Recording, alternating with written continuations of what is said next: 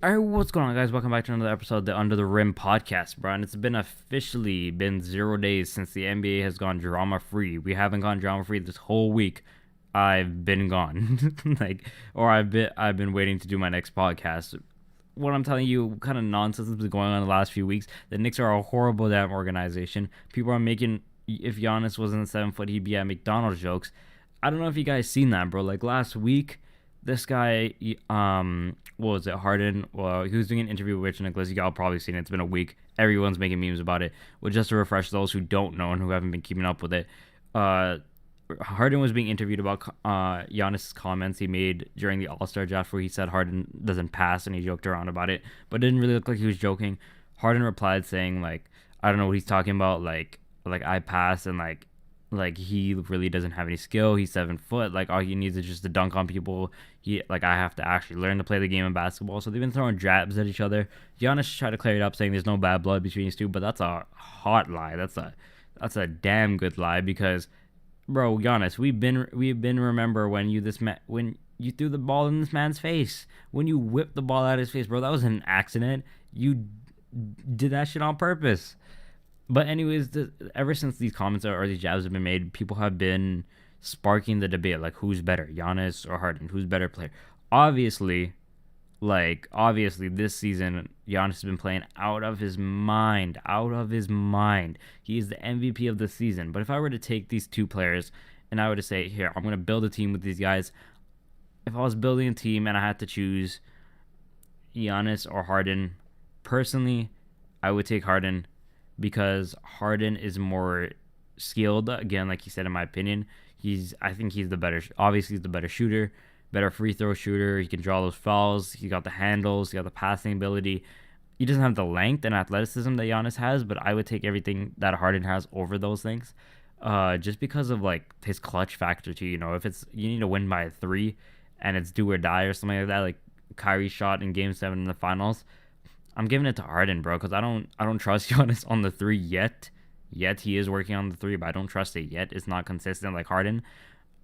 So I think I take Harden, but you can't just demoralize Giannis and say that he doesn't have any skill whatsoever, because he does have skill to be doing what he does, to be that type of length and that type of height. He does need to have skill. You see guys like Mo Bamba, Taco Fall, these really lanky dudes that like they're not utilizing their length like Giannis does, and like you can't really take away from the man.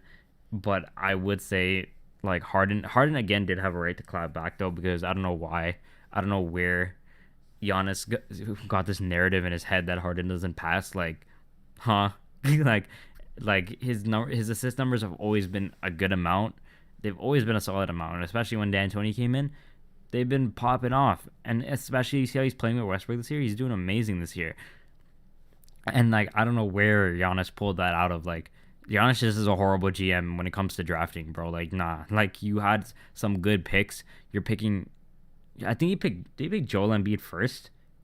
Was he pick Joel Embiid first? I can't remember, but his draft was horrendous, horrendous, absolutely atrocious. Okay, like bruh.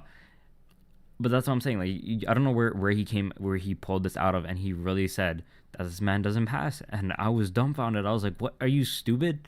Like, yes, you can pick Kemba or Trey, but bro, that's Harden, man. That's Harden, and he stayed disrespecting him because even in the All Star game, they're like, "Yo, we're gonna they're running whoever offense on Harden." They said whoever is guarding, like whoever Harden is guarding is whoever's gonna score.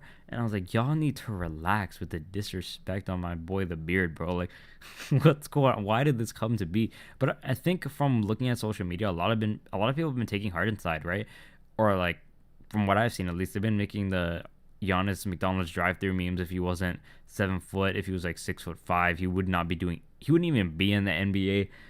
And I guess you could say yeah, but it's just through like Giannis's hard work that he's remained this level of like this insane level of play he's doing this season. But I don't think the jabs he took at Harden was right in the beginning. And speaking of morally like weird situations, Spike Lee at the MSG, what was it, like 2 days ago that this happened? Bro, basically what happened, again for you those that don't know what happened, Spike Lee, 30 year loyal. He's been coming to the MSG for 30 plus years, like Knicks games 30 plus years, but probably been a Knicks fan longer than that. So 30 plus years loyal to the New York Knicks. This man is a diehard fan. You think of the Knicks, you think of Spike Lee. He's been there every single time throughout so many generations. He's been there through Willis Reed, got the Carmelo Anthony era, the Lynn Sanity, all these different eras. He's been there for. He's been there for as long as he was there before the Miami Heat was a thing. Mind you, he was there. They did the calculations on First Take yesterday, and he spent over $10 million in total on the Knicks on tickets. $10 million. So basically what happened, right, is he comes to the VIP entrance. He's been doing this for the last 30 years. They scan his ticket and they let him in, So he comes this time. They scan it. He's going over to the elevator. He's going over to get up to the garden, where the court is. And then he gets in the elevator, and then the elevator isn't going up, and the security's like, Mr. Lee, you have to, you should step out of the elevator. He's like, I'm not stepping out of the elevator. And they're like, you can't, you need to come with us. And then he makes his point, and they send him up. They're like, okay, we're not gonna do this here. So they send him up to the 5th floor, and there's security waiting for this man. They just call him the SWAT team or some shit. And they're like, oh, you need to exit the building. You need to walk all the way around the building. Mind you, after you already scanned his ticket, and go to the VIP entrance. And yes, this wouldn't be as biggest thing if they let him know the day before, 2 days before. He said literally I think it was the Monday it happened. He said the last week Wednesday he went saw To Kill a Mockingbird at MSG. He went through the same way. He went through the employee entrance, no problem there. They scanned him, let him in. He went to do whatever. But he said now they're trying to make him leave the building on 33rd Street, something like that, and then walk around to 31st Street, something like that. And it was gonna be a walk, it was gonna be a hot minute walk. And he said, no, he's not doing that. He's already here. You already scanned my ticket. And he said, once you scan your ticket, you can't rescan it. And especially if you leave, you can't come back. Those are the rules. He knows the rules. So he's like, you're obviously setting me up for something. What's wrong with you guys? So then he gets in this argument, big argument, whatever. Security walks him to his seat, everything. And then you have, I think James Dolan came to try to talk to him at halftime or something, try to make amends. And he's like, I'm not talking to you. I'm not about it. Not about it. Then he comes on to First Take, and he's saying how it's a spin, because of the statement the Knicks released saying his claim as a victim was laughable. We sent an email, all these different things, but he swears up and down to Stephen A. Smith that they're lying. So in my opinion, I'm on Spike Lee's side for this, and I've seen a lot of these Knicks fans defending their Knicks and saying, oh, he should have used the VIP entrance. He should have known. He should have went through a normal person. Boo-hoo, he has to walk. If you're coming through the same entrance for 28, 30 years, every single day, and there hasn't been a problem for 30 years, mind you how long of a time that is, and then all of a sudden, you can't go through that entrance anymore. You can't use this entrance anymore. When you're already in the building and you're already almost there to your seat, they're telling you to leave the building, walk all the way around. Who knows how long that walk is? It wasn't a short walk. It was not a short walk. All the way around and come back in, especially when your ticket's already been scanned and there are rules that you can't already enter. You can't re-enter when your ticket's already been scanned. And he said this himself. He said he knows what's up. He knows how this works. So you can tell me all you want, boo-hoo, it's first world problems, but this man is the Knicks. This man's been supporting the Knicks through all their trash decisions, through all their, how shit they've been for the last how many years, how garbage they've been, how much of a laughingstock they've been in the NBA. This man has been there. He's been to every single game. He goes to the preseason games. I don't know who's trying to go to that, but he's going to Knicks preseason games. This man is as loyal as they come. He said that his dad used to take him to these Knicks games. He used to have been there. He'd been coming. And you're trying to tell me, no. Bro, this man, let him go to whatever entrance he wants, bro. He gives you guys your, the money you need. Because if it wasn't for Spike Lee, bro, your ticket sales would be doing garbage. There's this one picture where he's just sitting, and them seats are empty, bro. Those seats are empty, especially in the MSG. That's saddening, bro. And you're gonna tell me you're gonna release a statement calling it laughable? I'm telling you, the Knicks don't get much of a joke than this. The Knicks are the big, like they're the. I think they're one of the most laughable sports franchises in any of the sports I've ever watched. Like, this is some clown shit. This is like the Knicks are clowns for this one. You have one loyal supporter. You got one loyal supporter that been with you through everything. He's been through more. I seen a tweet where it's like he's been to more games, more Knicks games than the Knicks themselves. Like, I see all these tweets, people clowning on each other. Yo, these are the best. This is the best defense the Knicks have played all year on Spike Lee. Like, what the what the hell is going on here? Okay, y'all are really gonna disrespect this man, and then you're gonna release that BS statement trying to lie on the man's name. What do you gain from lying? What do you gain from lying? I don't get it. You could have literally. He said if he doesn't buy his tickets in time, like he always buys his tickets, but if he doesn't buy it like a certain day, or he doesn't buy it fast enough, they're on his phone, ringing his phone, like, yo, you didn't make your deposit or whatever, like that, like you didn't buy your tickets, and then he, like, I guess he buys his tickets, but he said now they're not. They didn't email, they didn't call him, they didn't do nothing, they didn't inform him of this. He literally went through the same entrance last Wednesday, like a couple of days ago, and no one told him anything. He said he's been checking his email, and nothing happened. So he said he was on the way home. He didn't want to say anything about it. He didn't want to make it into a bigger deal than it is. And lo and behold, he's trending before halftime. So he's like, weird. But then when he's on his way home, he sees the statement and he's like, nah, I'm not going to let you spin these lies about me. So I don't get what the Knicks are trying to achieve here. They're already a shit team. Do you just need more bad publicity? This is exactly why Kevin Durant did not want to come to the Knicks. And I don't want to hear the Knicks release some stupid statement about how they didn't want to give Durant the max, because that was already the dumbest thing I've ever heard. Kevin Durant with an Achilles injury is still better than all the Knicks players. He's still better than all the Knicks players. I don't care. He can still take them all with an Achilles injury. You give that man the max. You don't make any reason to not give that man the max. Okay, that man has done more to deserve the max than any of your entire franchise has done in the last how many years.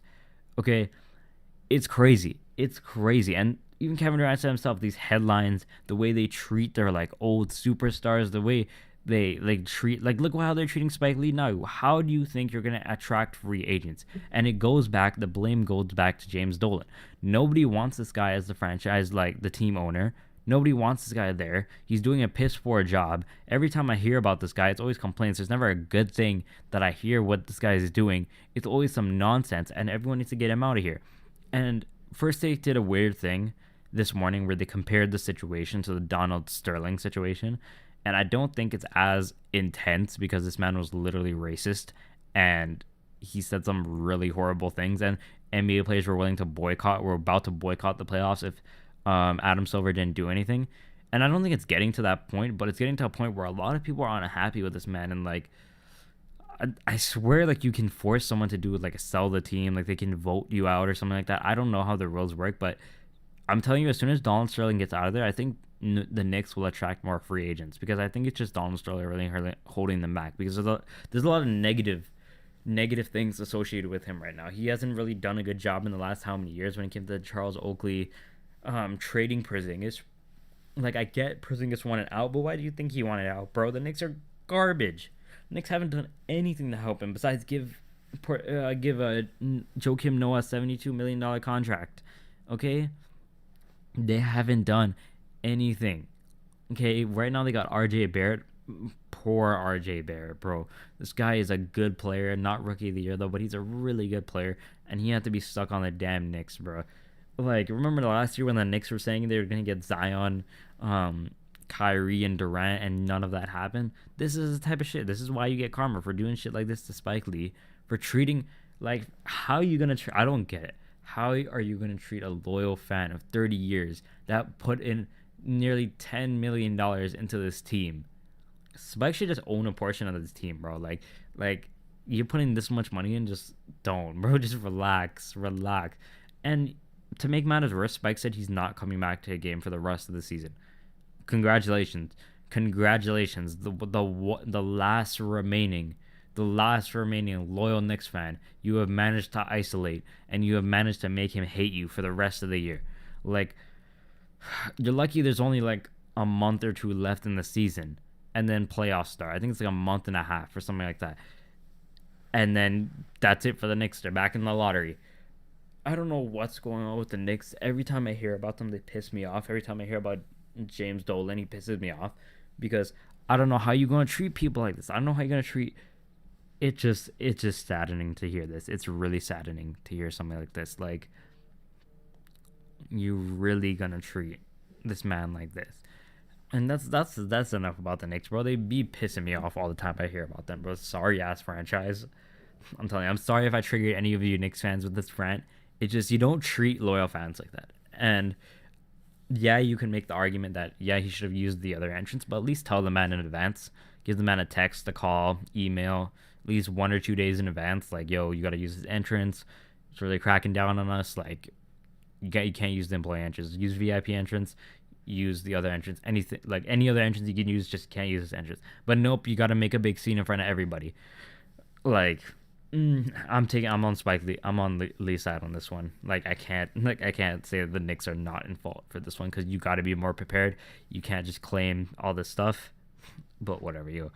And I don't know if you've heard it this week. You've probably seen about 500 posts about it from Bleacher Report. LeBron versus Zion. LeBron versus Zion. LeBron versus Zion. And they're saying a lot of people are like, Zion is reminding a lot of people about of young LeBron James. And you see, I get how people can say that because LeBron was a freak of nature. Zion's a freak of nature. The athleticism and off the charts. But you have to remember, Zion's passing is like decent. It's not good. LeBron's passing is amazing. It's grown over the years, but his passing right off the bat, his basketball IQ right off the bat was amazing. I could see more of a comparison with Zion and Charles Barkley because Charles Barkley was amazing. Like, a lot of people like to clown like Chuck now, but if you see how this man was playing back in the day, he was an MVP. This man was an MVP. So it's not that bad of comparison. Like, if Zion can increase that passing ability, then I can see that. But then what I want to talk about is people are saying LeBron is passing the torch to Zion. LeBron is passing the torch to Zion. LeBron is doing this. LeBron is doing that. Okay, it's not that he's not passing the torch, but he's not. I don't think he's passing the torch to Zion. Like, I think he's gonna pass the torch to Luka. I think Luka is the one he's passing the torch to because while Luka might have that athleticism, he can do literally everything else on the court. This man can pass, he can shoot, he can dribble, he can post up, he can fade, he can do, like, besides postering people, this man can get to the paint, he can lay up, he can finish. Like, if he needs to dunk, he can dunk on fast breaks. Like, this man Luka is the if I didn't have LeBron and I need to pick one young player to start my team with, I'm taking Luka Doncic, bro. I'm taking Luka Doncic all the way. And I said when Luka was getting drafted, I was telling everybody, Luka needs to go number 1 overall in the draft, okay? This man was a EuroLeague MVP at one of the youngest ages. This man was taking on grown men when he was like 16, 17, bro. And then he came into the NBA and he adjusted like nothing tomorrow. Yes, that draft was loaded, and you had guys like Trae Young, guys like DeAndre Ayton, all these guys. I'm still taking Luka, bro. Luka is one of... And people are saying Jason Tatum's better. Yes, Jason Tatum can score and everything, but I'm telling you, if you take Jason Tatum, put him on the Mavs, and then you put Luka Doncic on the Celtics, I think the Celtics are going to could be a championship contender. Like, immediate championship contender. I think they could beat the Bucks with some guy like Luka. Look what he's doing for the Mavs right now. He's single-handedly willing them to the playoffs. I think they're like... I don't think they're 8th seed. I think they're a little bit higher, like 6th or something like that. This man is bringing them into the playoffs in his, like, second year. In his second year, he's bringing the Mavs to the playoffs. Just imagine when this guy hits his prime and when Porzingis gets back healthy, like healthier, and he could play at like what he was used to be playing in the Knicks. Bro, that Mavs team is gonna be deadly. And if you can get more pieces or even a star free agent, create a big 3 in Dallas, just watch out, bro. Watch out. I'm telling you, like, I think LeBron is gonna pass the torch to someone like Luka Doncic. I think it would have been Simmons, but Simmons has just kind of been disappointing this season. Like, I've had him on my fantasy team too, and he should have came into the league shooting more threes, I get the first year you didn't have a jump shot. You were scared to shoot. Fair enough. You worked it out in the offseason. You've been working out in the offseason, working that jumper. So you shot a first three this season. You made it. Nothing but net. You did it in the preseason. Nothing but net. So shoot more threes, bro. Who cares? Who cares? If you're up by like 20, start screwing around. Start taking some threes, running some plays for screens, taking some threes, getting a feel for it, and start taking open threes when they give it to you.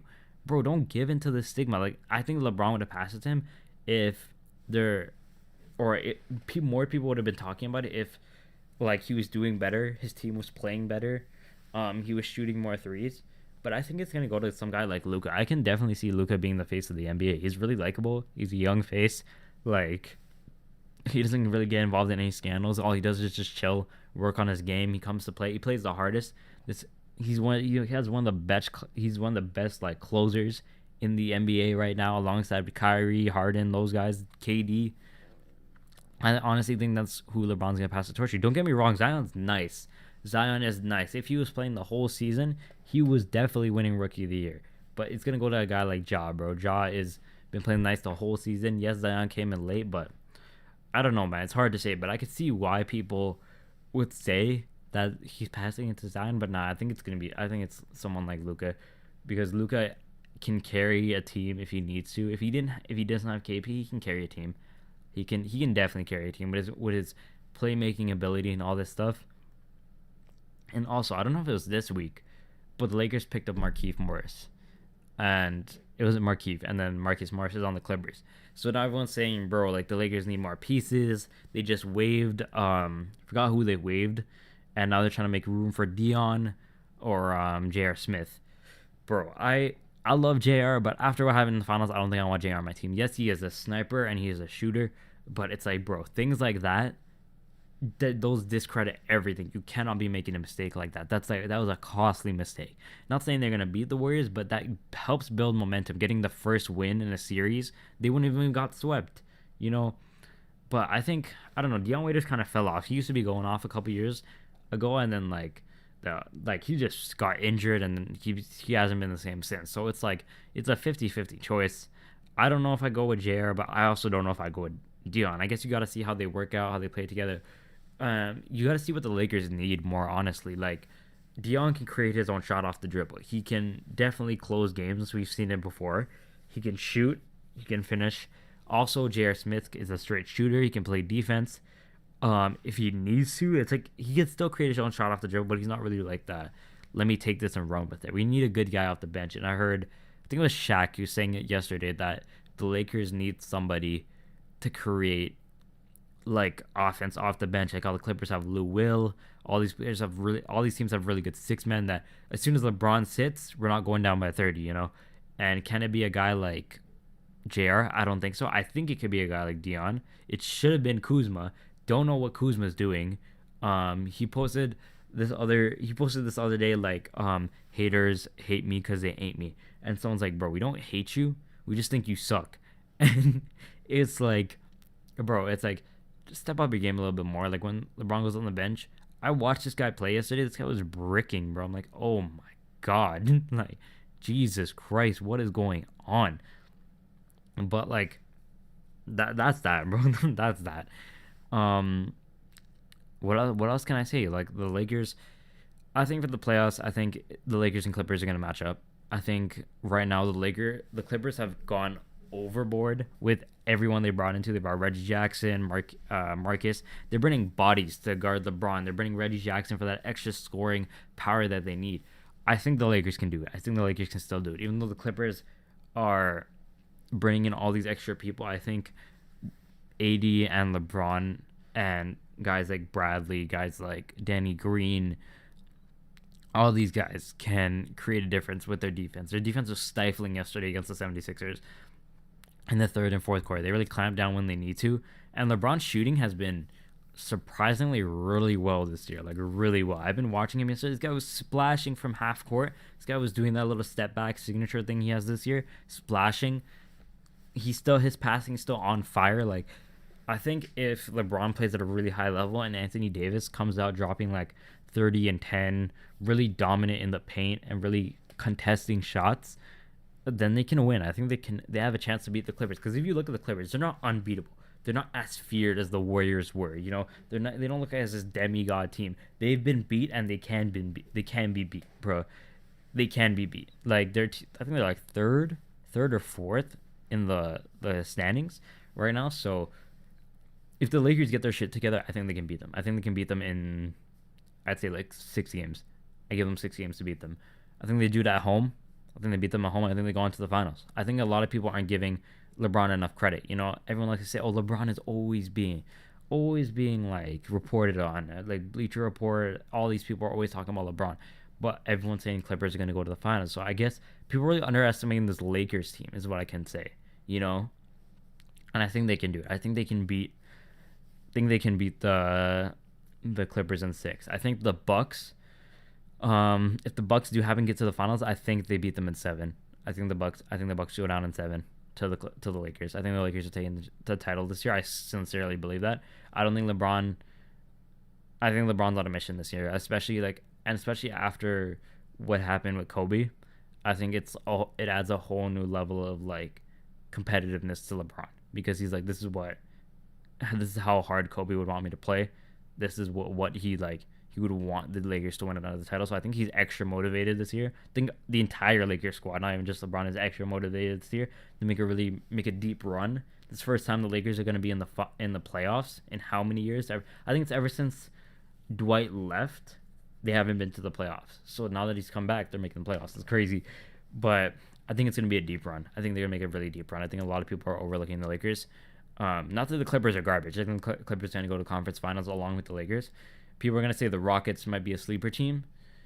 Bro, the Rockets, the small ball lineup, it's working so far. Don't get me wrong, it's working, but they just lost to the Knicks, I think, a couple days ago. But in the playoffs, when everything slows down and when that tempo gets slowed down and each possession counts, and if you're missing threes, if you're missing your shots that you're supposed to make, and you're just getting destroyed in the paint by guys like Montrell, AD, LeBron, Jokic, even like all these big man teams that are just gonna muscle you around in the paint. I think the small ball lineup only works until the second round. I think that second round is when they're gonna start having trouble with, and when they're gonna get bounced out of the playoffs.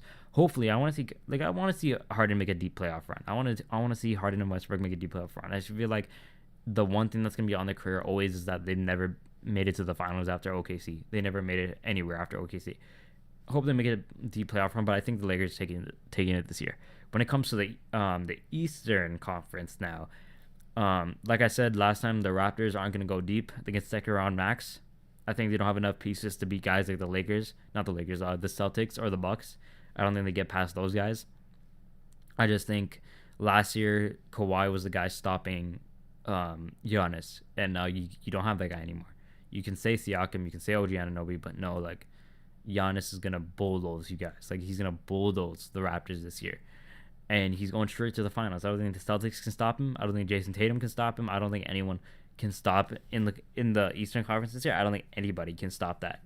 Unless he just chokes and plays like shit. The only one stopping Giannis is Giannis, okay? That's what I'm thinking. It's like how Westbrook kind of clamps himself up sometimes. The only one stopping Giannis is Giannis if he plays like garbage.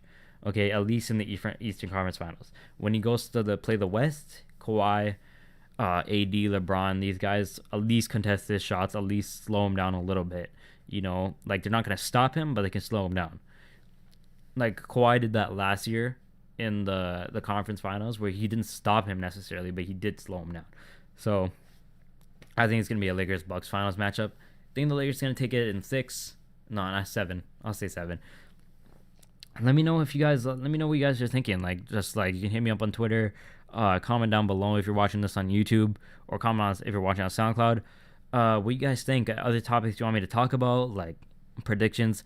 Most improved player. I know I missed the last video, but I don't know. Honestly, I don't know like who's gonna win most improved. I've been hearing a lot of random things. I've been hearing things like Terry Rozier, but I don't know personally. That's why I really couldn't speak on it, because I didn't want to make an uneducated guess. So there you go. But I want to thank you guys so much for listening. I'm going to try and come out with new podcasts every Wednesday. Hopefully I can amp it up to 2 a week. Hopefully I can start the new like live recording of like me sitting down, get my camera out. You can see me while I'm talking. I'm going to start making a lot of more improvements, get a couple guests on the show, get a couple of my friends to come in, vouch for their opinions, so it's not just going to be me all the time. thank you so much for listening, and I hope you guys see you next week. Remember, you can hear this. You can hear this. Man, what am I trying to say? You can hear this podcast on SoundCloud, Spotify, or YouTube. If you haven't seen my YouTube yet, go check it out. It's called youtube.com/theycallmemythic.